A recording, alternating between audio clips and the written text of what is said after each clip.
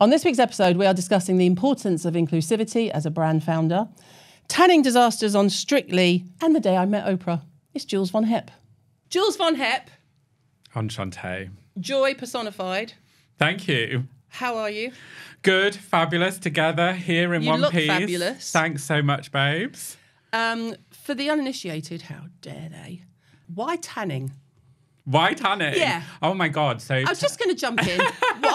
How? So tanning is an industry and a career that is not something that I was like, you know, when I grow up, I want to be a tanner. Yeah, exactly. And it's something that actually my career advisor didn't even know fuck all about. Mine wanted me to be a bilingual secretary. Love that. I love that for you. Can't see it for you, but sure. But I fell into tanning. I studied fashion at uni, worked in beauty. Did you finish uni? Yep, finished uni. Swat. Got a first. Oh, shut up. I didn't go. And worked in beauty, but just was working at like desk jobs. And I was like, this is not for me. And forever, I just thought, oh my God, all I want to do is be in this industry. And then I got in the industry. I was like, oh my God, I don't like it. Then I met Nicola Joss, and she, celebrity facialist. She'll grab you by the balls and sort you out. Yeah, exactly. And she said, I think you'd be a really good spray tanner. So I was like, a spray tanner? What the fuck? Are you serious? I was just I've got a degree. Well, there was an element of that actually, but also I just hadn't really ever envisaged it as a career. But I was like, do you know what? Fuck it, I'll try it. What have I got to lose? And that is really something that I've really lived my life by. If it feels good, if I'm interested, if it's feeding happiness, then let's do it. Fuck it, try it. What have I got to lose? Exactly. Tanning is so much more than just product. It's about liberation in the skin that you're in. It's about feeling confident naked.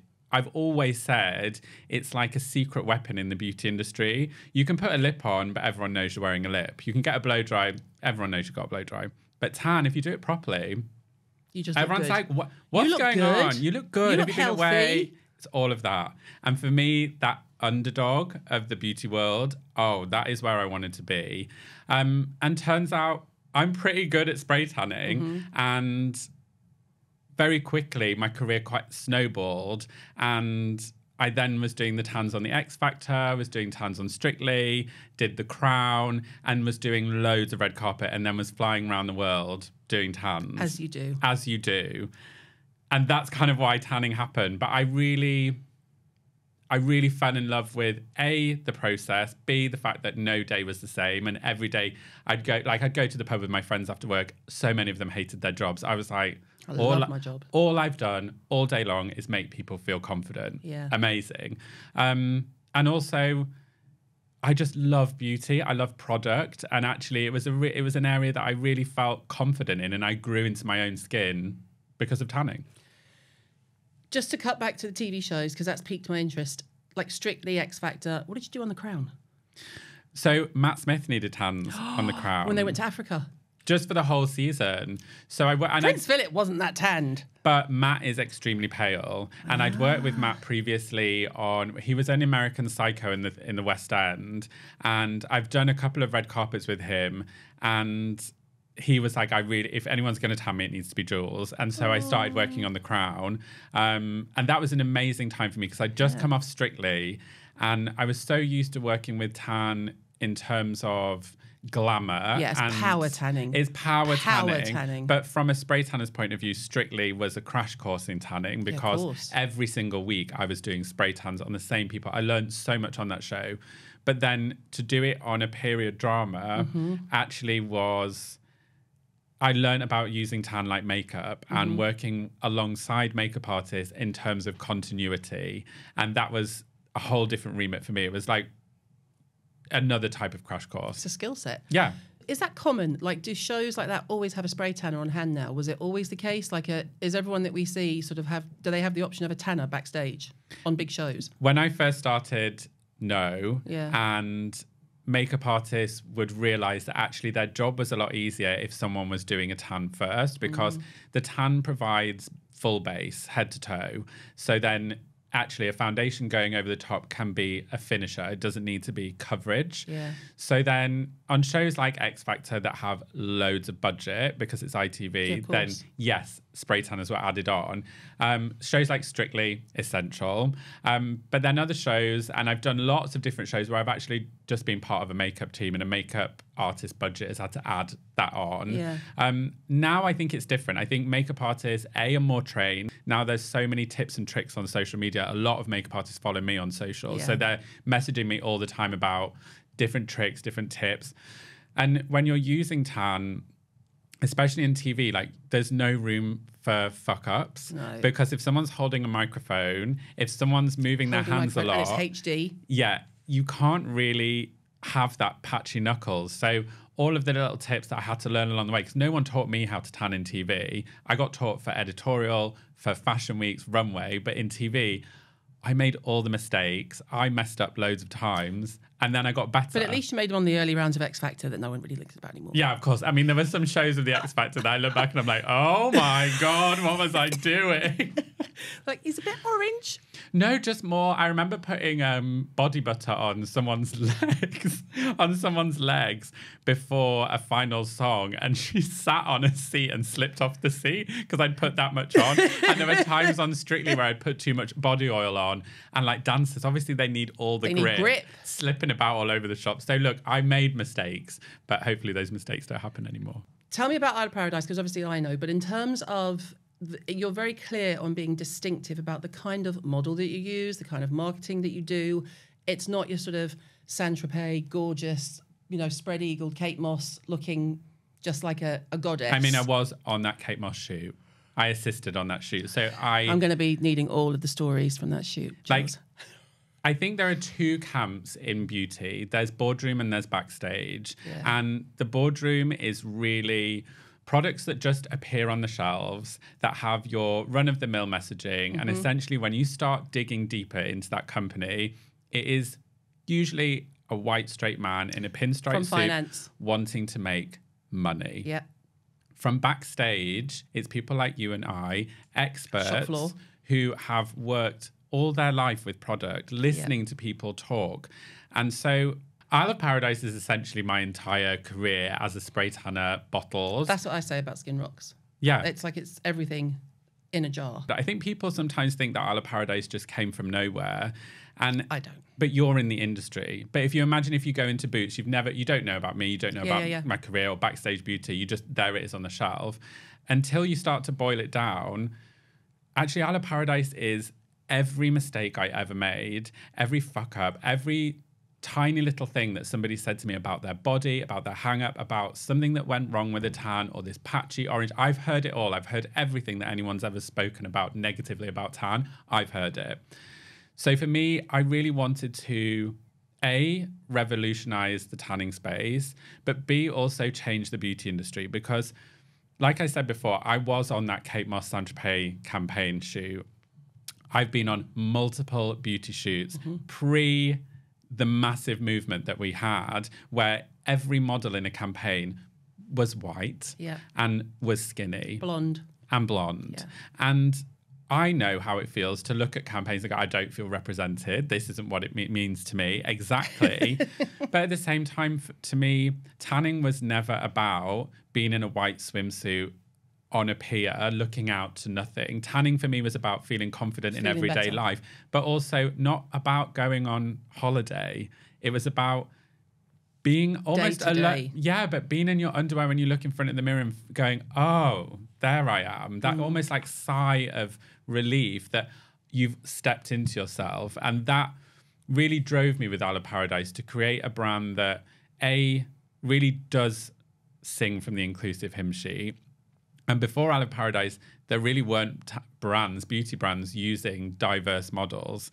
And I remember at the time, all I wanted was Isle of Paradise to represent the men and women that had been in my tanning booth, predominantly the women. And so we put this campaign together on a shoestring, not knowing if Isle of Paradise was going to work. I had my backup career. I was like, if this doesn't work, I'm going to quit the beauty industry. I'm going to retrain as a midwife. This is what I'm going to do. I've always wanted to be a midwife. I think I'd be a great midwife. I've always wanted to be a midwife. I think you'd be a great midwife. Yeah, but then I gave birth and I was like, ugh! No, but I think you'd be good. I think you'd be good. I don't know if I'd want you as a doula. I think I need you with a needle. Yeah, give me the... well, I'd be a good advocate. I'd be a good, like, she said she wants the epidural. Yeah. I think you'd be one of those, push, bitch, push. I'll get a grip. I've done this 4 times. Come on. The surgeon's got to go on his break. Exactly. Get this woman a knee pad. Let's go. But when Isle of Paradise launched, it was this huge kind of breath of fresh air for the beauty industry. And people would say, thank you so much. Mm-hmm. It's so nice to see my body represented. And, you know, even then and now, I think, God, that's wild that it took Isle of Paradise to do that. And I'm sure another brand would have done it eventually. But for me, But they didn't. We have that with Skin Rocks, with the pictures that we use, you know, the models we use. We've done 2 shoots with readers, basically putting out the sort of skin categories that we need, because of course on the app, if you come to the app and you're a person of colour, you can tell us how dark your skin is, and then you will see people who look like you on the app. Good. And it was a no-brainer to me for years and years of just looking at the same models, the same kind of, like you say, the same demographic. You know, I remember when Dior were doing a anti-aging cream and it was like 350 quid or whatever, and it was like for the over 40s. That wild? But they used Cara Delevingne at the model, and at the time she was like 24. And I was just like, what is going on? But Cara Delevingne, who is openly, everyone is exposed to those images thinking that the products that they buy is going to take you to this idealized world that doesn't even exist because it's been changed by a computer. My biggest bugbear is stretch marks. People think you're not supposed to have stretch marks. And I'm just like... Skin is skin. What are you going to do? We've all got them. Oh, they don't have them. I'm like, they have stretch marks. Trust me, the models have stretch marks. What really gets me going is the removal of texture from skin. Yeah. Because skin is like, and I always used to say that, and I still say this now when I'm doing spray tans, skin is your biggest organ. It's the way that you read what's going on inside your body and what's going on the outside. It will tell you if you're stressed. It will tell you if you're dehydrated. So when brands take out the texture of the skin, what? It doesn't even make sense. Yeah. I hate it. Did you get any negative pushback from retailers about your images? Because the images, for those who don't know, are like, I mean, that they would be called plus size. I would call them normal size people, because, you know, is it like 53% of the UK population, female population, is over a size 16 and over? That's normal. Normal isn't a size 8. But I don't think there should even be a thing called plus size. No, I think that terminology I hate needs the terminology. to go. It's outrageous. Yeah, we did get pushback. Did you? From one retailer who, at the time, I had to bang my hand on the desk and say either we use this image or we're not. And this white, straight man who... I can tell you what the retailer is immediately now that you said that. Was telling me how women shop for beauty and what image is right in store and isn't. I think got a real wake-up call that day. Good. And in the beauty industry that is predominantly female, I think voices chose that moment to step up and things changed. But you got to fight the fight. You got to fight the fight. And other retailers were incredible. I mean, Mecca in Australia was like open arms, ready to go. I don't hear one negative word about Mecca. They are from anyone. Unbelievable. They're unbelievable. The best retailer, the best beauty retailer in the world, the way that they train their staff, the way that they are in their head office. I love everything about them. I literally, you know, when you go on trips and you're like, I can't wait for this trip. I just can't wait. Because the other side is I don't want to do this trip. It's going to drain every ounce of energy out of me.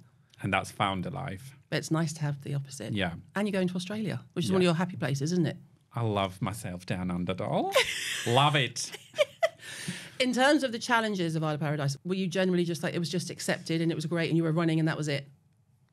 When I look back, because Isle of Paradise will be 7, be 6 this year, 7 next year. That means it's 6 years since I met Oprah.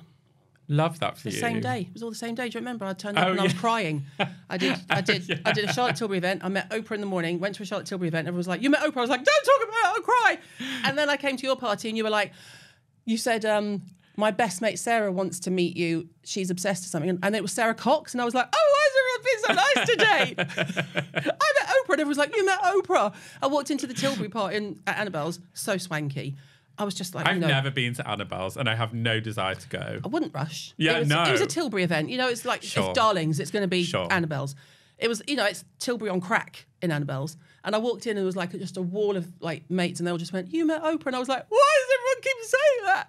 And then I went to your party and you launched. And what did we do for our launch? Can you remember? Yeah, it was up some stairs it was like a Ricky Tiki type. It was in an old studio. Yeah. We did pizza out of boxes, Yeah. beer in cans, played 90s music. Because I was like, I have been to every beauty launch going and they're all the same and it's so boring. Cupcakes.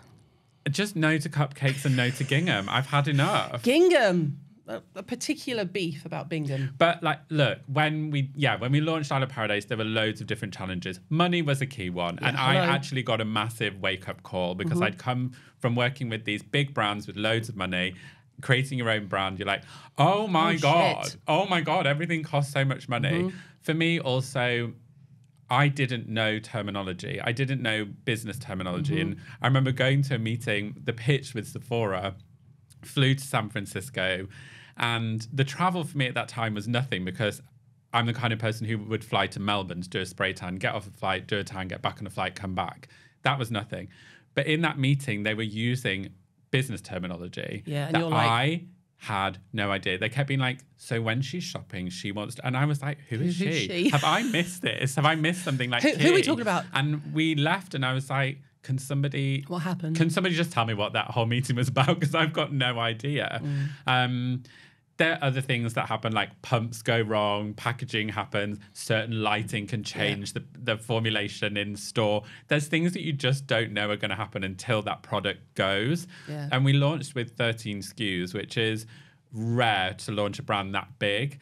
And we didn't know which one was going to be the front runner. So stock issues, things were flying, certain things weren't selling. It was a roller coaster. I think part of me has compartmentalized it into this place of like, what was that? We did that. What was that? Yeah. And my friend said to me, I think Dutch, my other half, I think Dutch has really changed you. And I said, I actually think it's Isle of Paradise that's changed me. I think I'm a completely different person after that experience. I am also a boss. Yeah. And my whole view on being a boss, and this is very different from lots of other people, I've worked with and consulted with companies that make their staff feel like they're lucky to have a job at that place.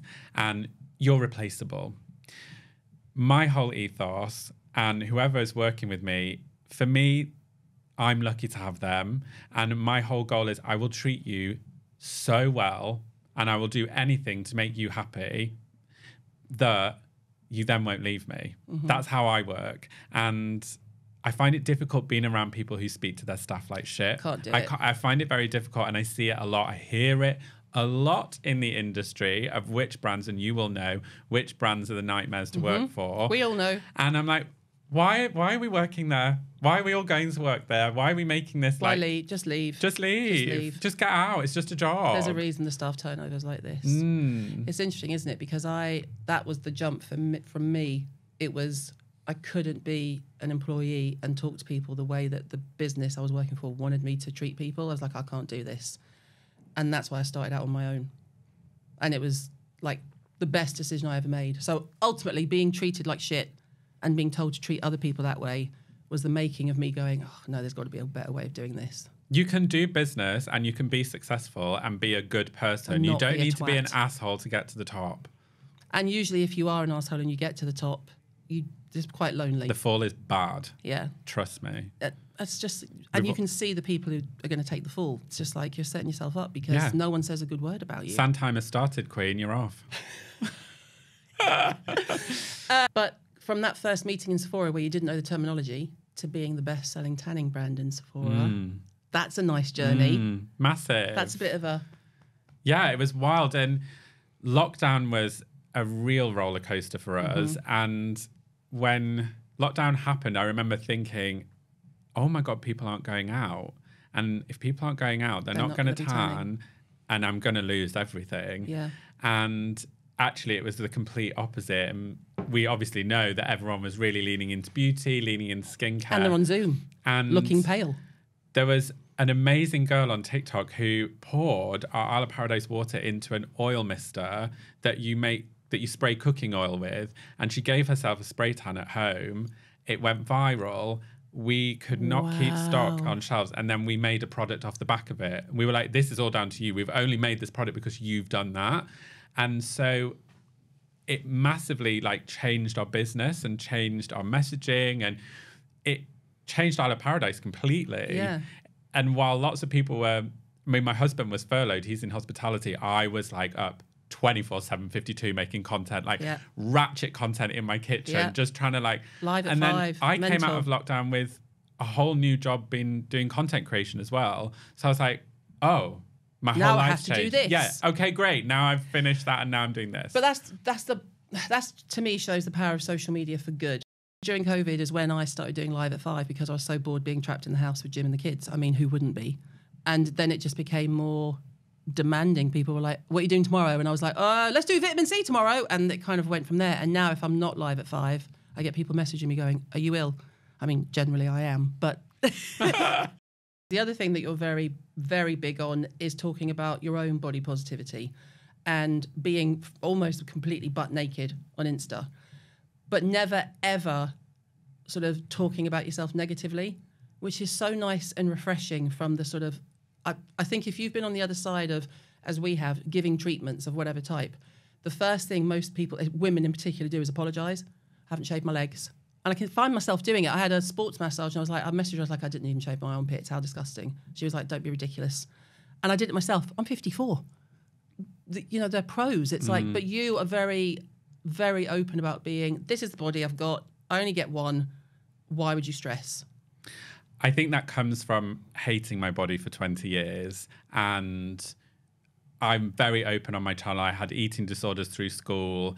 I've had body dysmorphia for the majority of my life. And spray tanning really saved me because I was exposed to nudity every single day. And not everyone looks like a supermodel. Supermodels don't even look like supermodels because they're retouched. But from hearing everyone apologise really made me go, they're apologising for stuff that I can't even see. I'm not even noticing that. So the stuff that's in my head doesn't even exist. And actually I realised that I needed to just reframe it. Rather than focusing on the bits that I hate, I'm just going to focus on the bits that I like. When Isle of Paradise launched, I knew I wanted it to be this inclusive, body-focused brand, but I felt like a fraud being a brand founder and at home picking myself apart.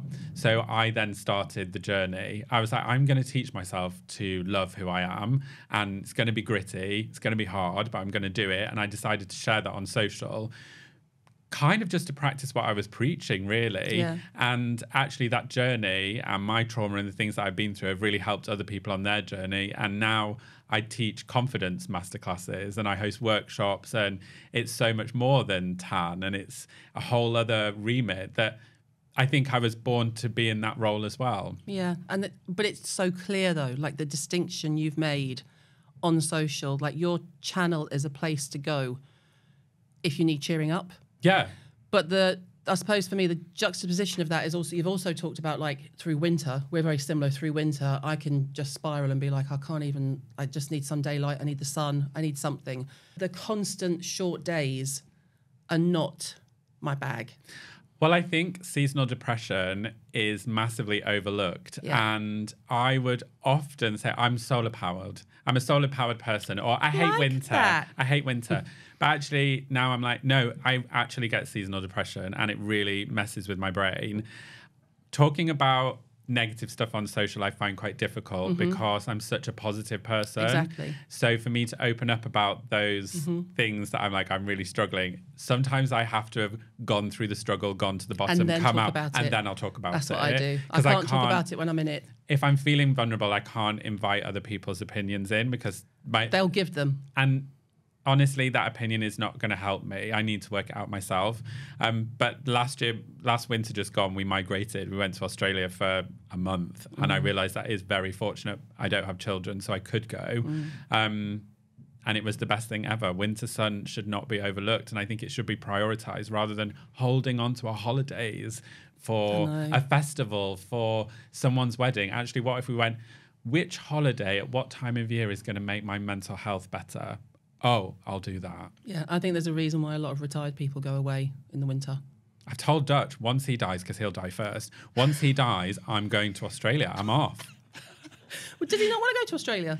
He is a bit resistant, but I think, slow and steady chipping away. Chip away. Just nagging, successful nagging, I'll get there. Going back to social. Yeah. Mr. Sunshine. Yeah. my favourite thing that you do, and I will stop whatever I'm doing, you know what I'm going to say, but I will stop whatever I am doing to watch it. And as soon as I see you've got loads of stories, I'm like, get in, I make a brew and I'm ready, is What You're Having for Tea, Love. Now, where did that start? How, I feel like I've watched you for so long, it just was sort of there, but what started it? And tell the listener what it is, because it has to be heard to be believed, I think. How do I explain What You're Having for Tea? This is something that I literally, I ask my followers all the time. I'm like, how would you describe this? It came from a place where, before Brand Founder Life, I was always told how to behave. Mm-hmm. Whenever I was on camera, you need to speak in this tone, you need to be this kind of person, this kind of expert. The type of personality and the human that I am on the core, where I would show and be around my clients in a spray tan booth, had to be muted a bit, and I had to take that kind of force into being a front-facing founder. Corporate brand founder, Jules. So I then was like, I am not showing this crazy, wild, creative side of myself. How do I do it? I'm also a diehard Northerner, and Northern energy and chatting about food is something that literally is in our DNA. I want to know what you're eating. Yeah. So then I think it was pre-lockdown, and I was like, I wonder what everyone's actually having for their tea. And the answers were rogue. And I was like, wait, this is rat shit. This is a thing. This is a thing. This is a thing. So I decided to really take it into my hands to act it out. Mm-hmm. I think it's grown arms and legs, and I think it's really taken shape and gone into itself. I've taken it off social a few times because I've had a mental wobble and not really felt like people want to see it, or it doesn't fit with what I'm supposed to be doing. They do want to see it. And actually, I got to the point this year, I was like, no, I'm doing it. I don't care if a retailer doesn't understand it. I don't care if someone in beauty doesn't really understand what I'm doing. Whatever, it's my channel, I'll do what I like. So if you've never watched What You're Having for Tea, basically it's where I creatively interpret your dinner choices and act them out. Usually it's on a Friday. Again, everything that I do on my channel is literally just designed to make you feel great. I have people message like, I am screaming laughing. Yeah. How nice. How screaming lovely. Laughing. And you go from one to the other. Like, you think, oh my God, I'm going to die. And the next one is worse. Because you also do it in a plethora of different accents. Yeah. Which in itself would be funny if you were just reading a book. I'm quite talented. I can go from Welsh. I can go Bristolian.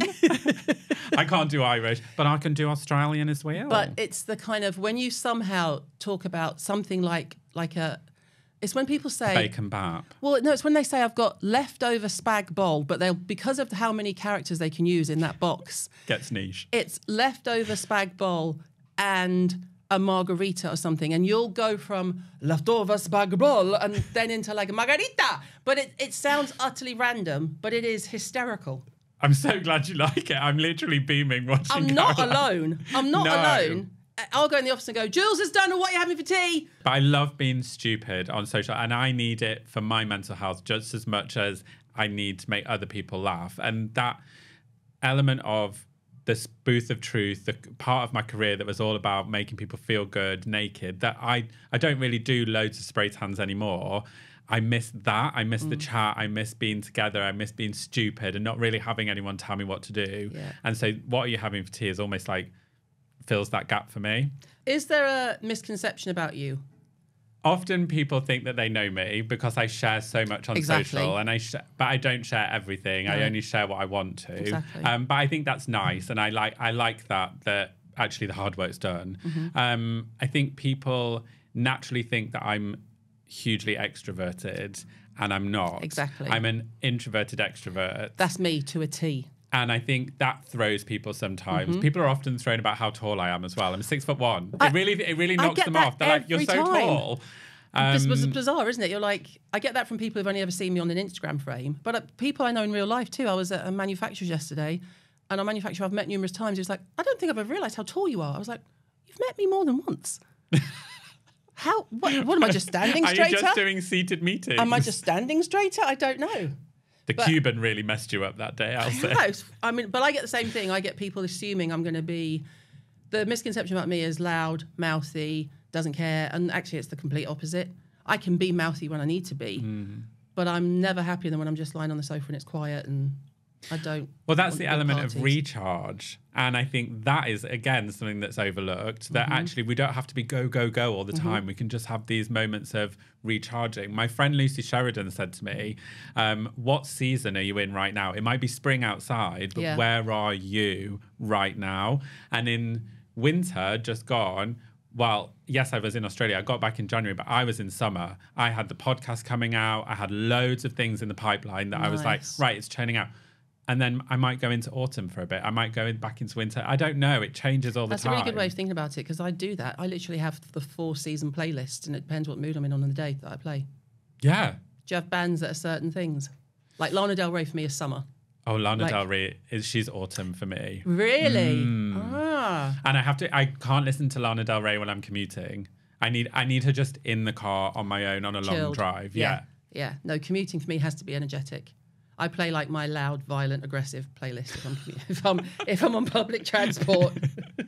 It's an Ariana Grande or a techno for me to commute to. And no, when Trump got in, I was on a commute when they announced, and I was literally playing Slayer and Rage Against the Machine. I was so angry. What's your biggest but weirdest ick? I'll give you an example. KG, who used to work with us, hers was... And you know when you're like hysterical laughing because you can't believe something is so ridiculous? Hers is people who chase money down the road. So if you're getting money out and someone drops a note and they run after the note, she was like, I can't, it'll be a 50, I'll just leave it. I'm not running, I'm not doing it. So every time anyone anyone dropped anything in the office, we go, leave it, KG will get it. She'd be like, all right, I can get in it. Like the weirdest ick. I have so many icks. I have so many. The most controversial for me is David Attenborough, but it's with good reason. Okay. The man himself, legend, lovely old granddad, get it. Never met him. Could be a right arsehole, you never know. My beef with David Attenborough, and I can't watch any of his shows, is because it's always animals, clearly. They're either shagging or dying, and I don't want to watch either. Fine. So I'll say to Jim, what's he doing? He'll go, you don't want to watch it. And I'm like, thank you very much, because he knows. It's either they're tearing each other limb from limb, and he goes, well, Mother Nature takes its course. And you're like, the hell I want to watch this? Yeah, no. Or there's just constant shagging. So mine is David Attenborough. I'm putting him in the pot. One of my icks is when people run for a bus, but the bus goes, and then they have to do this weird stop. Run. And I'm like, oh my God, I can't watch that. It's so weird. And again, like when people cross the road or when I do it, I can walk so normally crossing a road. The moment a car is waiting for me, I do this like weird hobble walk, and I'm like, oh my God, I'm giving myself the ick. But we all do that. Eating bananas on public transport. Why would you do that? I want to gouge your eyes out. Why would you eat a banana in public? Peeling that skin and then casually looking around while you shove that phallic stinky thing in your mouth. Disgusting behaviour. I also hate the feeling of like velvet. Mine's cotton wool.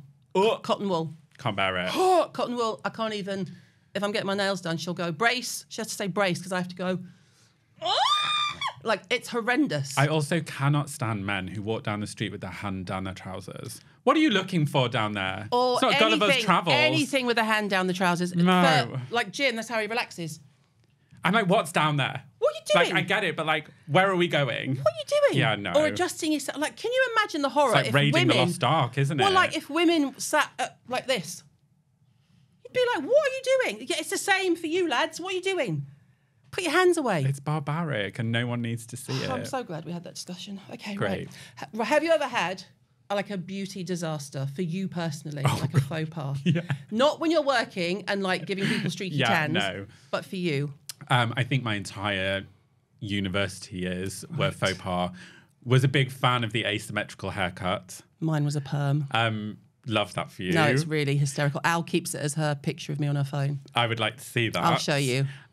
Asymmetrical hair where it was bleach blonde, white, and then petrol blue underneath. Wow. And like the Jean Paul Gaultier matte bronzer, which just made me look like a bit of chipboard.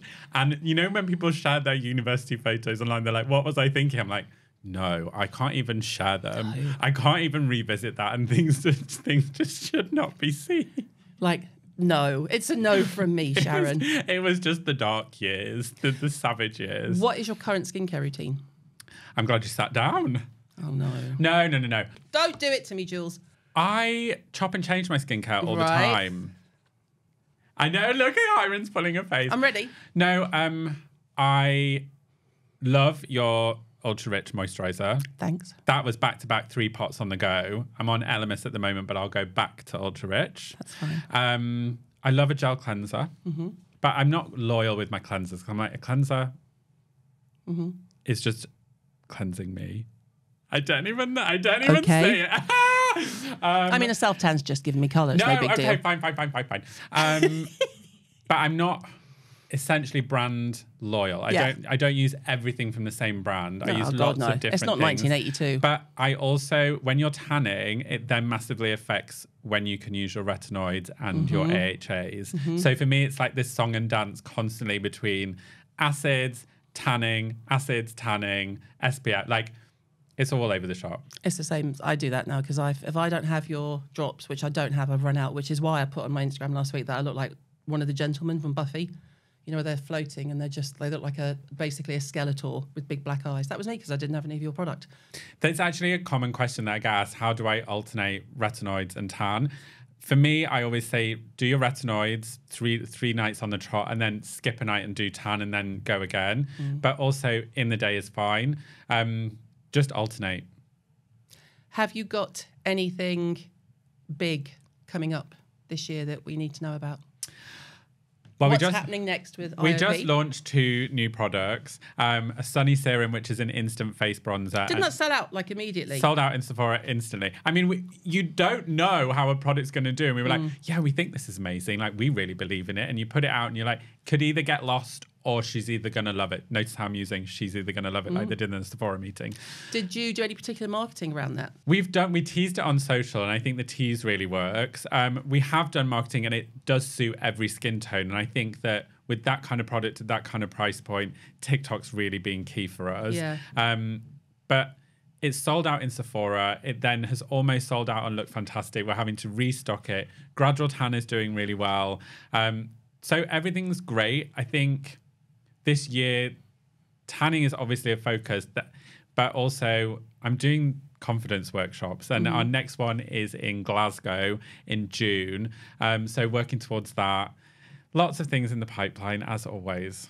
Oh, well, I know how busy you are, so thank you for coming and sitting here with me. It's been an honour. And I love you, and thank you for being love Mr. You too. Cheery. Love you and, too. So soft. Caroline's hands are so soft. Oh my God. That really took me by surprise. Not that I was expecting scales, but wow, they are frictionless. For hands that do dishes can be soft as... What was that ad? What's that? Mild green, fairy liquid. Yeah. Just aged myself 70 years there.